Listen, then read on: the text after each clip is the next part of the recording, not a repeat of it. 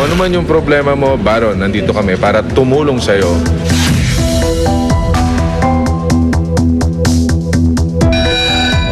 Bilang aktibong tagapagsulong ng women's rights sa Senado, hindi maiwasang tanungin si Senator Bong Revilla sa isyong kinasasangkutan ni Cherry Pie Picache at ng aktor na si Baron Geisler.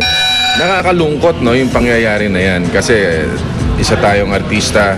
Pagka may mga kapatid tayo na artista na nai-involve ng ganyan, nakakalungkot. Ipakita na binibigyan ng disciplinary action yung mga ganito. Dahil hindi natin dapat to tinotolerate. Dahil kami mga artista, kami yung kumbaga nagiging role model . Si Baron, mabait naman daw ito, masama lang pag nakakainom. Yun na nga siguro, kailangan niya ng tulong. Kung problema niya ay pag-inom sa alak, magpa-rehab siya, no? Yan ang nakikita kong solusyon para sa kanya. Matapos ang matagumpay na pagsasama nila ni Vic Soto sa nakaraang Metro Manila Film Festival, pinaghahandaan naman ni Bong ang sequel ng Panday. Yeah, magsisimula ng Panday itong February. Nag-ano na kami, pero handa na lahat. Nagpi-pre-prod na kami last year pa. So, talaga mahaba. It's a long preparation. We will try na higitan pa yung nagawa natin doon sa first.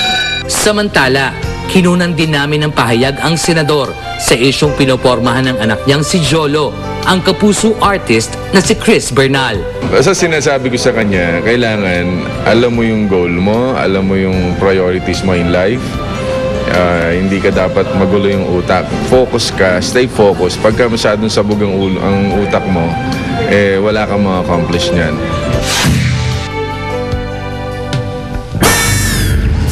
Iwamoto ninakawan sa kanyang bahay sa Las Piñas itong Lunes. Narito ang buong kwento, panoorin niyo. Monday ng mga 2 a.m. Kasi wala ako sa bahay. So, nalaman ko lang siya ng Monday morning kasi my mom called me.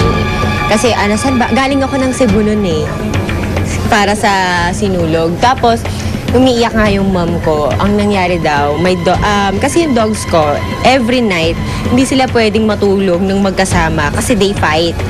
Yung dalawang aso kong yon, yung toy poodle ko and my other Shih Tzu. And ang nangyari doon, nilalagay sila sa cage para doon sila matulog. Sa second floor ng bahay namin. And then there's a fire exit there na may lock. Ngayon, nag-effort yung magnanakaw na lagariin yung lock just to get the dogs. Pero yung kwarto ng mom ko, yun lang mismo sa terrace na yun. Sa tabi lang ng terrace. Good thing hindi pinasok yung bahay namin. Yun lang. As in, hindi man lang nagtangkang pumasok sa bahay namin. Doon lang talaga sa terrace just to get the dogs.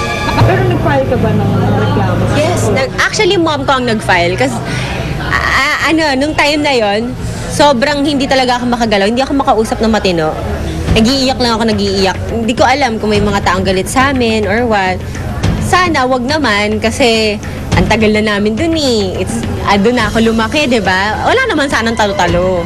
Kung sino man ang kumuha ng aso ko, kung ibibenta mo man sila, kahit ako na lang bumili, wag mo sabihin na ikaw yung nagnakaw or what, wala akong pakialam. I just want my dogs back. Kung naibenta naman sa mga nakabili po, please, kahit doblehin ko po yung binayad nyo, mabalik lang po yung mga aso ko kasi importante po sila sa akin. Buhay yun parang anak na yung turing ko. Kaya sana maintindihan nyo rin po sana na nasasaktan ako. Kaya please, sana isoli nyo. Baka lang naman ma-retrieve. Alam mo yun, kung sino man yung nagnakaw, sana sa mabuting pamilya. Kung ayaw mo man isoli sa akin, sa mabuting pamilya mo na lang ibigay. At kung sino mo makakakuha ng aso ko, please, alagaan yun po. Kasi, love ko sila. 5, 4, 3, 2, 1. Over 100 million records sold worldwide. More than 200 awards around the world. Celebrating 35 #1 hits. Janet Jackson.